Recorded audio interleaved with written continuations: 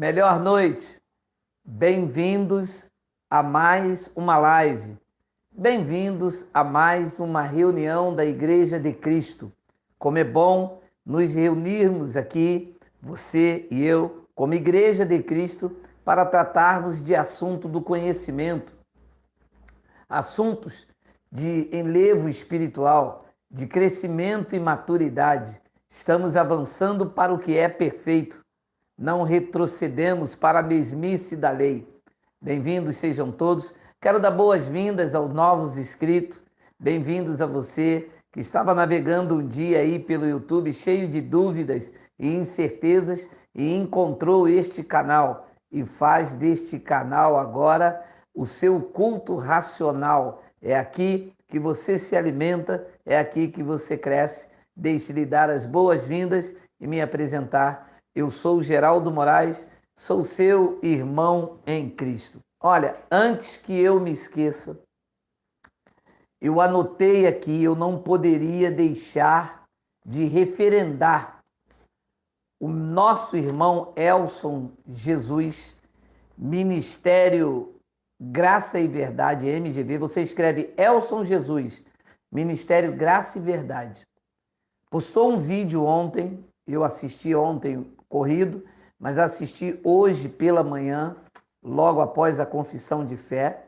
O tema é alma, lembranças da vida terrena, algo parecido assim, almas, lembrança terrena. Eu já fiz uns 10 vídeos a respeito disso, mas ontem ele pegou alguma dos nossos argumentos e fez e deu uma aula. Parabéns, quero de público aqui dar meus parabéns ao nosso irmão Elson de Jesus, lá da Bahia, Lauro de Freitas, Ministério, canal Elson Jesus MGV. Quer crescer na graça e no conhecimento? Quer conhecer acerca deste assunto da alma?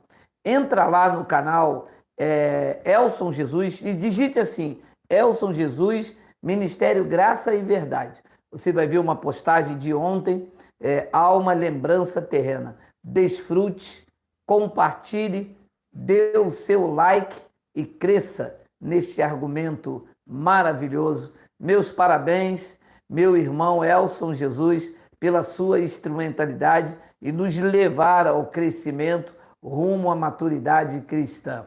Bem, estamos desenvolvendo esses dias sobre este argumento. A vinda de Jesus seria em que geração? Quando você apresenta o texto, deve estar aparecendo aí na tela, deixa eu dizer, nós estamos aqui, a letra maior está com um problema, nós estamos reinstalando e enviando, já falamos com o suporte técnico, estamos aguardando só para aquela letra maior aparecer, colocamos aí um pouco mais próximo, eu não sei se melhor aí, e vamos procurar resolver, tá bom?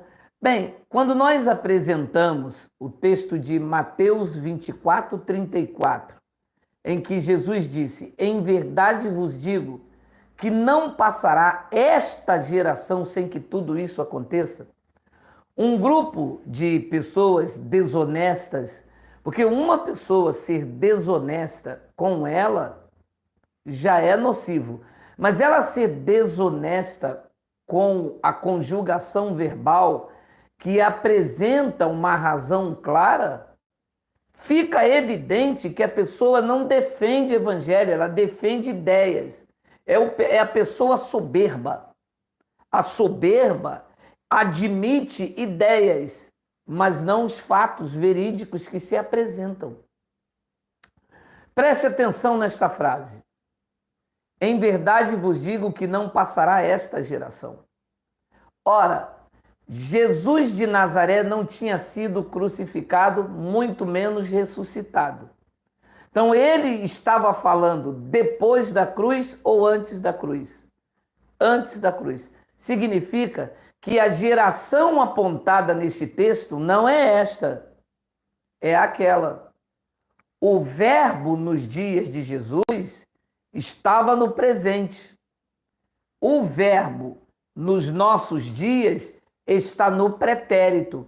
Por quê? Porque no momento da fala, o autor estava apontando para a época, para o momento da escrita.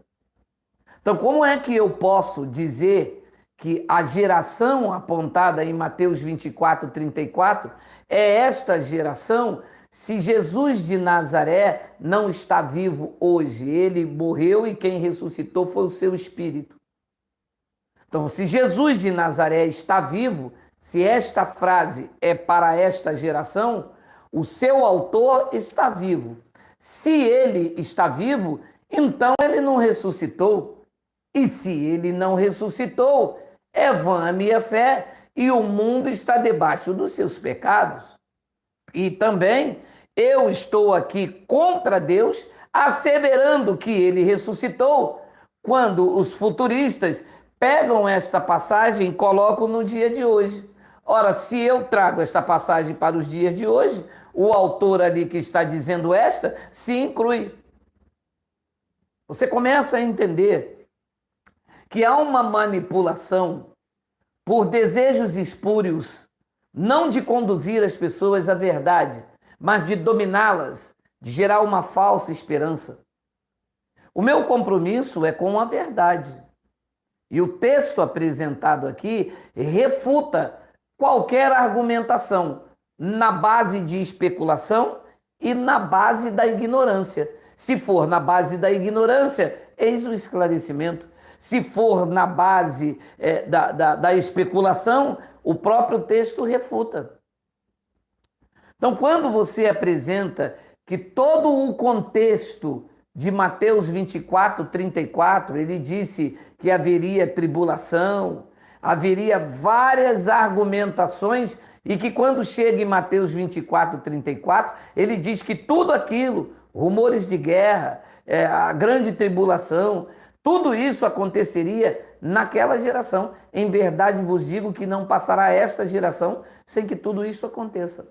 O que as pessoas, querendo defender as suas ideias, por desejos espúrios, por falta de humildade em dizer realmente eu acreditei. Você sabe que a minha característica, ela é uma característica tão marcante, que quando nós aqui dávamos Santa Ceia, dizendo que estávamos em graça e ainda dávamos Santa Ceia, um irmão chegou até nós e disse: olha, você não está totalmente em graça. Eu disse: por quê? Porque vocês têm o fermento da Santa Ceia, que é Páscoa. Olha, eu não briguei, não questionei, não disse isso é heresia. Não. Eu fui procurar, entendi e disse aos irmãos: nós não podemos continuar fazendo a ceia porque ela é Páscoa. Mas as pessoas são orgulhosas. Elas acham, se intitulam que elas são detentores da graça. Tem um abençoado que diz que defende o evangelho. Ele diz que ele defende o evangelho. Mas que evangelho que ele defende? Um evangelho que ele aprendeu de dízimo? Um evangelho que ele diz que ele aprendeu aonde um homem se dizia Deus e que obrigou ele a tatuar no corpo 666, dizendo que era o número de Salomão de prosperidade? E que a raiva e a ira deles é que nós mostramos que este número não tem nada a ver com prosperidade, era o número de Nero. Então aí está a perseguição, os embates, porque ao invés de se satisfazer com a verdade e falar, ó, eu não concordo com o jeito que você prega, não gosta do lenço que você usa no bolso, não gosta que você brinca com as pessoas, mas o que você prega está evidente, não tenho que refutar. Preste atenção, abençoado.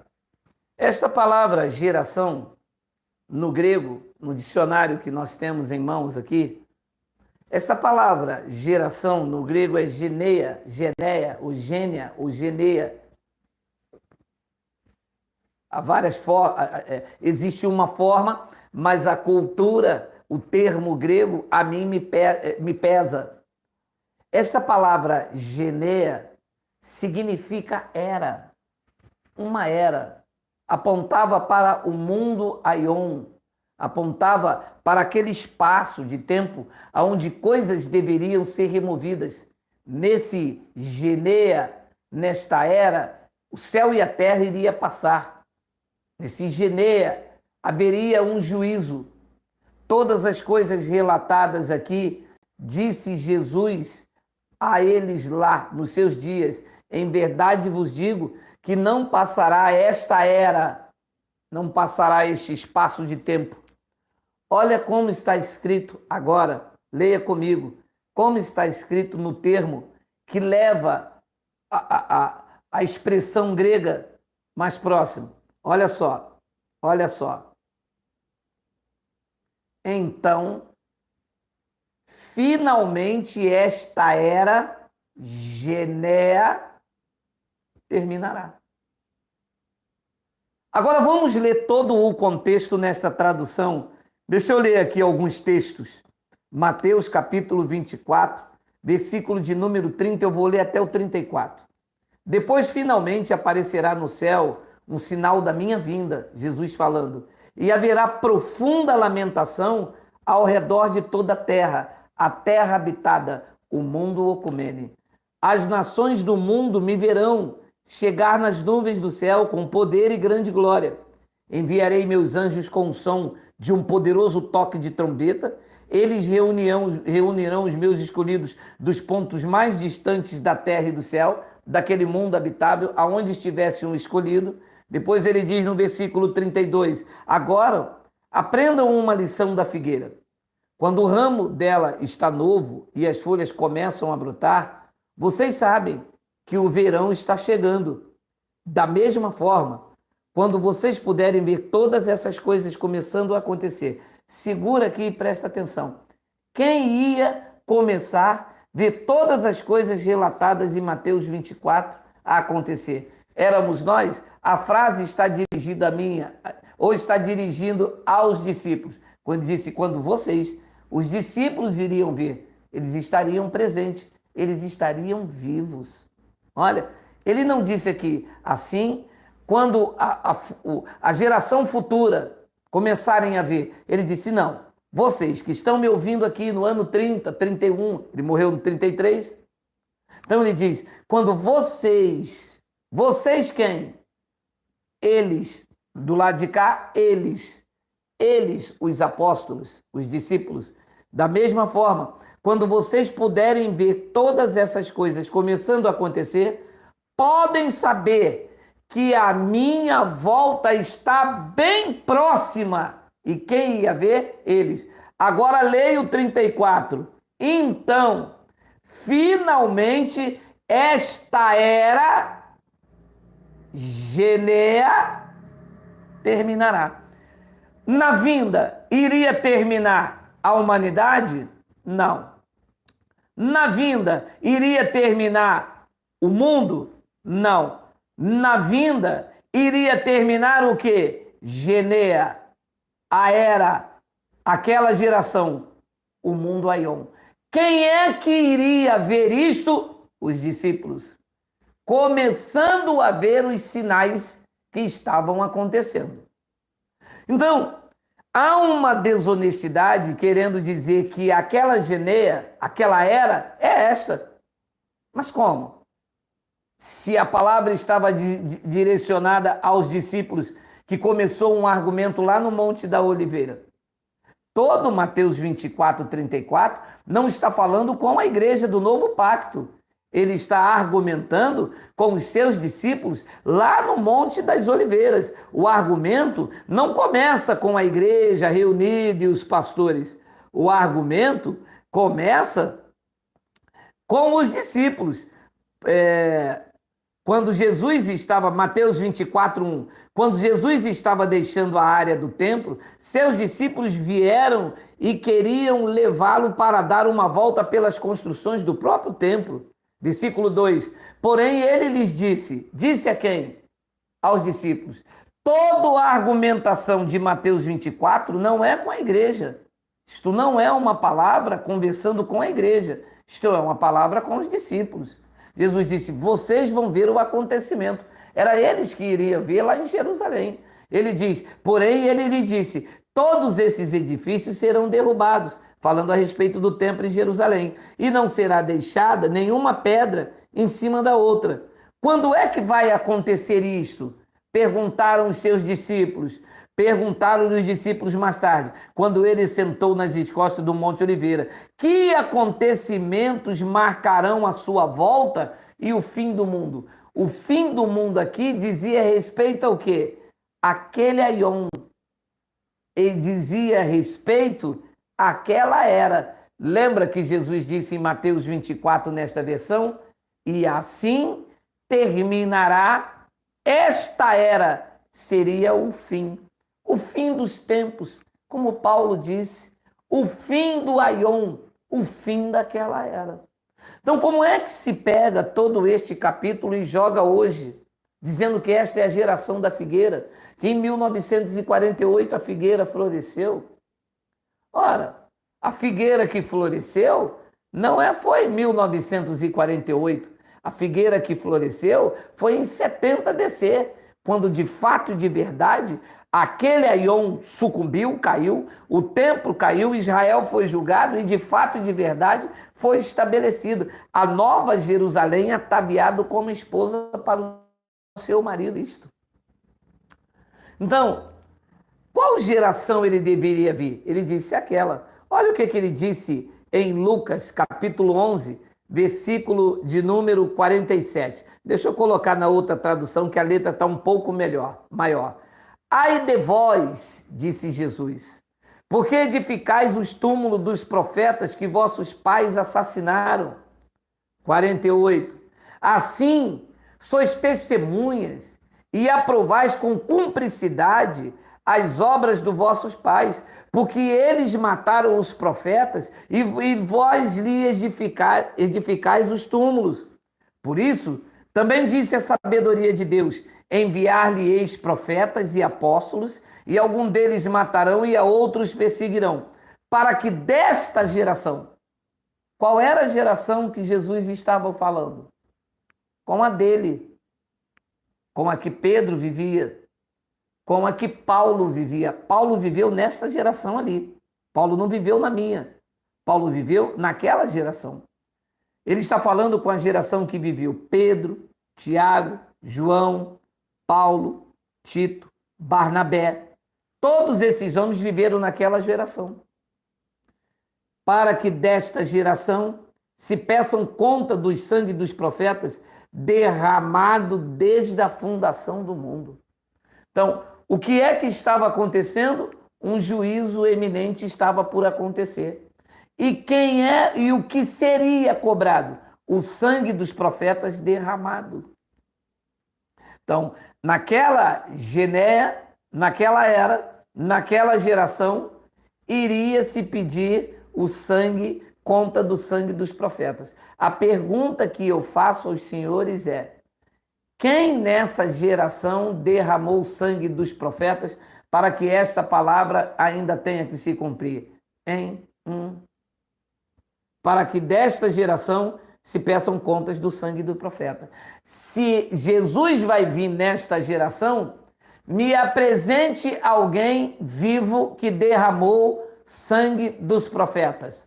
Me apresente um para me tirar o canal do YouTube. Não. Me apresente um para me tirar o canal do YouTube e deixar de falar do Evangelho. Não. Me apresente um nesta geração que derramou o sangue dos profetas e que vai ser cobrado em juízo. Me apresente um.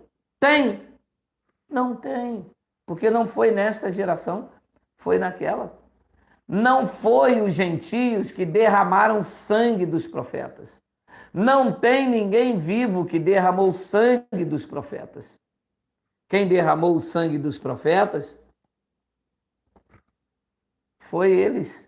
Jerusalém, Jerusalém, leia comigo, que matas os profetas e apedrejas os que te foram enviados.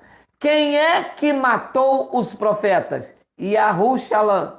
O julgamento e o juízo seria contra quem? Ora, tenho dito aqui, o epicentro do juízo seria Jerusalém, a cidade santa e o seu templo, que seriam penalizados por este crime. A sentença era o fio da espada de General Tito e a queda do símbolo maior, a adoração maior que ficava no centro de Jerusalém, o epicentro do juízo de Deus. Então, quem é que matou os profetas para ser julgado? Contas seriam pedido à geração. Que geração? A geração que matou os profetas. Quem é que matou os profetas no Brasil? Ninguém. Quem foi que matou os profetas e que pediriam contas? Está escrito, leia aí. Jerusalém, Jerusalém, que matas os profetas e apedrejais os que te foram enviados. Quantas vezes quis eu reunir teus filhos como a galinha junta os do seu próprio ninho debaixo das asas, e vós não o quisesse? Eis que a vossa casa vos ficará deserta. E em verdade vos digo que não mais me vereis até que venhas a dizer, bendito que vem em nome do Senhor. A vossa casa ficará deserta. Ele não disse que ficaria deserta, ficaria em desolação, seria um caos, seria devastada o Brasil, a Europa, o mundo, a humanidade.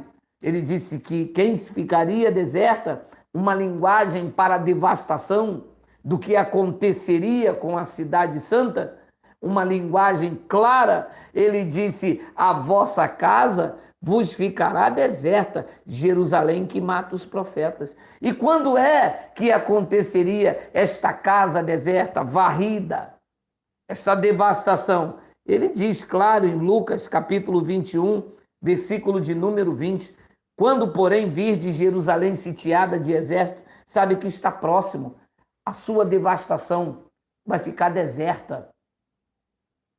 Jerusalém sitiada de deserto.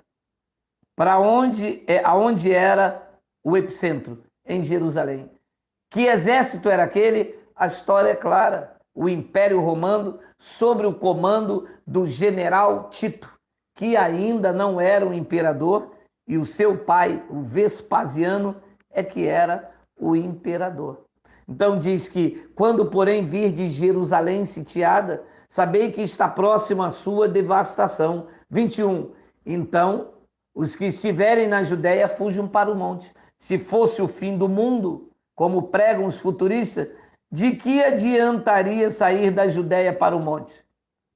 Então, ele está direcionando esta palavra para alguém que está no Monte Hebron, ou no Monte do Mendanha, aqui no Rio de Janeiro, ou alguém que estava na Judéia. Então, o evento não era para os judeus. Então, os que estiverem na Judéia, fujam para os montes, de que se encontrarem dentro da cidade. A que cidade ele se refere aqui? A cidade santa, a cidade querida, Jerusalém. Retirem-se, e os que estiverem no campo, não entrem nela, porque estes dias são dias de quê? De vingança. São dias de vingança para se cumprir tudo o que está escrito. As profecias iriam se encerrar com a parousia. Está claro? Para mim está. E por que é que o orgulho do nariz em pé, dos defensores do evangelho, não acreditam no que está escrito? Porque diz assim, porque não é Paulo. Ora, meu amado, Paulo estava dando cumprimento a isso. Paulo vivia na fé disso aqui. Não foi a frase de Paulo? Eu vivo na fé do Filho de Deus. Olha aí, Paulo vivia nesta fé, nessa expectativa.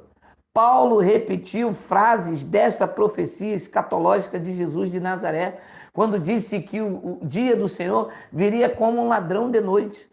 Deu segurança aos gentios, dizendo, vocês não estão em trevas, para que esse dia vos pegue de surpresa. Quer vocês durmam, quer vocês acordem, quer vocês estejam de dia ou de noite, vocês são de Cristo. E os que são de Cristo não passariam por condenação.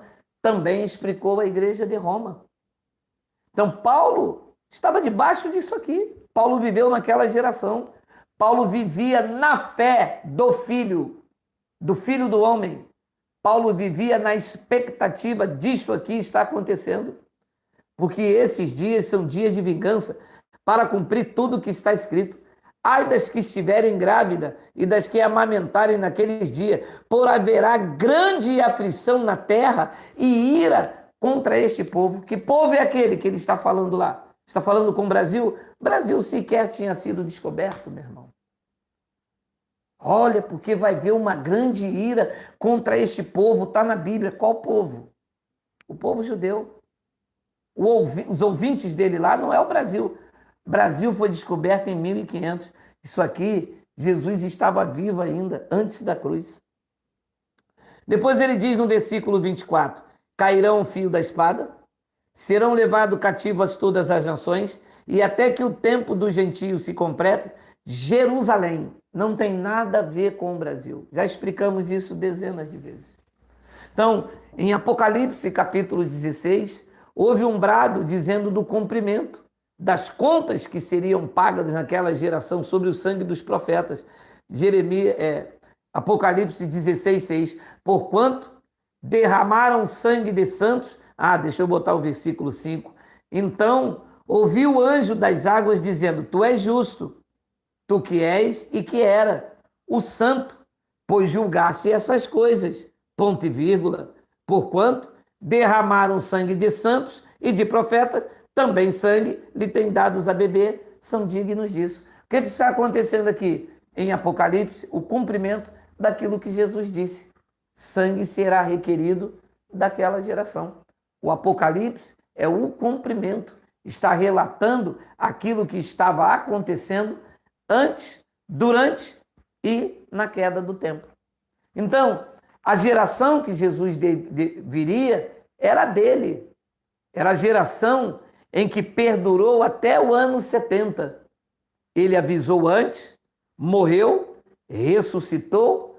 Os apóstolos tiveram a incumbência de falar que ele estava às portas, estava próximo. Paulo foi dar segurança e consolo aos gentios, dizendo que a reunião deles, de Paulo e dos gentios, seria por aqueles dias, que de maneira nenhuma aconteceria sem que o filho da perdição entrasse no templo, apontava para Jerusalém, o templo em Jerusalém, conforme profetizou Daniel, dizendo que o príncipe do povo, príncipe porque General Tito ainda não era imperador, e sim filho do imperador, e todas essas questões escatológicas que são muito claras a nós que entendemos a escatologia consumada. Mas ao contrário disso, fica um povo esperando Jesus. Mais um dia Jesus não veio, mais um dia os pastores enriqueceram. Mais uma semana, eu garanto a vocês, Jesus não vai vir esse fim de semana. Chama o maior profeta aí do Brasil aí e manda vir falar comigo. Eu já recebi aqui uma conversa. Esse fim de semana Jesus não vai vir. Não vai vir. Nem na outra, nem na outra, nem na outra, nem na outra, nem na outra. Hoje é 10 de fevereiro de 2021. Você que está ouvindo essa mensagem aí em 10 de fevereiro de 30.021, nós já estávamos alertando o povo aqui que tudo isso é conversa para boi dormir. Jesus não vai voltar coisa nenhuma. Ele já voltou na geração dele, na geração que Paulo vivia, na geração que Pedro vivia, na geração de todos os profetas. Pedro foi um dos... Pedro também disse isso, ó. Não é rapidinho, peraí. Apesar da letra estar pequena, mas a gente fala rapidinho. Olha aí, 1 de Pedro, capítulo 4, versículo 17, é aquela geração ainda, tá? Todos os escritores da Bíblia estão vivendo debaixo daquela geração, todos. Paulo, Barnabé, Tito, Filemão, todos, a igreja de Corinto, dos Gálatas, todo esse compêndio chamado Bíblia está debaixo daquela geração em que ele veio. Porque a ocasião de começar o juízo pela casa de Deus vai demorar 5 milhões de anos. Ele disse, não, a era estava pronto de terminar. Ele disse, é chegada. E se primeiro vem por nós, os judeus, Pedro e os judeus, qual será o fim daqueles que não obedecem o evangelho de Deus? Eu respondo, o fim era a destruição da carne, porque a condenação, a sentença sairia para os filhos da perdição. Jesus veio para que geração? Lucas 17, versículo 22, eu termino com essa argumentação. A seguir, dirigiu-se aos discípulos. Virá o tempo em que desejareis ver os dias do Filho do Homem, não o vereis. Opa, deu tilt aqui? Peraí, não pode. Deixa eu falar alguma coisa aqui, porque ali deu ruim. Ah, não é possível. Ah, que isso? Ah, não. Olha, Jesus veio para aquela geração. Está claro, está evidente. O que o sistema doutrinal tenta fazer é uma manipulação. Tenta enganar os filhos de Deus. Tenta fazer de qualquer maneira que as pessoas fiquem numa vã esperança. Eu vou pedir a minha esposa que pegue a minha Bíblia para me terminar de ler, por favor. Alô, minha esposa! Alô, glória a Deus! Põe a minha Bíblia ali, por favor. É que ela está lá fazendo ali a colocação. Deixa aqui ler, porque deu uma travada aqui no programa. Lucas, capítulo de número 17, versículo de número 22. Deixe-me ler aqui. A seguir, dirigiu-se aos discípulos. Virá o tempo em que desejareis ver um dia dos filhos do homem e não o vereis. Versículo 23. E vos dirão, ei-lo aqui, ou lá está. Não vades, nem o sigais, porque assim como um relâmpago fuzilando brilha de uma a outra extremidade do céu, assim será no seu dia o Filho do Homem.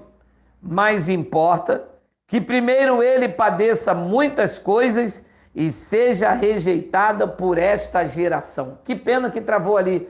Eu ia botar para você ler, mas leia aí na sua casa. Lucas, capítulo 17, versículo de número 25.